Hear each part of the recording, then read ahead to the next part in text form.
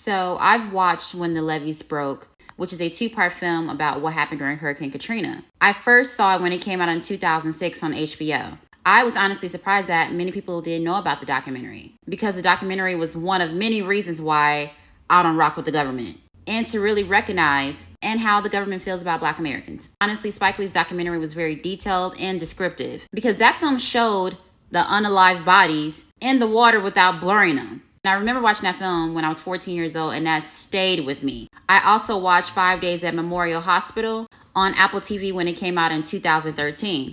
I did not read the book, I only watched the miniseries. But anyway, one of the opening scenes sent chills through my body.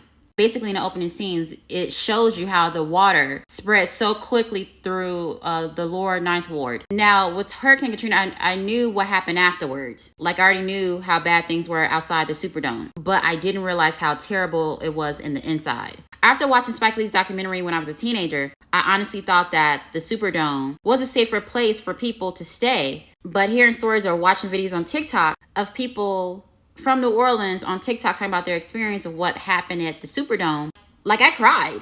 The horrific things that women and children went through there. You can't forget about what happened in the prisons, were things I didn't know about until this past week. Like, the way it's described, it sounds like a freaking apocalypse that happened down there for 5 days. And then for the media to say that they were looting and calling them refugees, how dare you? They didn't have any fucking water or food for 5 days. And also, I just found out that Hurricane Katrina not only affected New Orleans, but it affected Mississippi as well. And I didn't know that. But yeah, you're going to continuously see me repost a lot of videos. Every video that I've watched or listened to regarding the people of New Orleans, I'm going to continuously repost them because their stories need to be heard. Not only that, what happened with Brad Pitt's organization, or he was just the face of the organization. I remember when I was a teenager and I was like, okay, he's really helping out New Orleans. He's really helping out the lower Ninth Ward. He ain't shit, and along with those other people, they ain't shit either. But the babies, that gets my heart every time. And last thing. Before Kanye West made that comment saying George Bush don't care about Black people, I already knew that for sure when I was 13 years old. But I'm glad he said it, because he was right. That's why when George Bush was laid out in the public and in the mainstream media, some of y'all started hyping him up on social media, saying he was better than Trump, and talking about how he loves him some Michelle Obama. I couldn't believe it.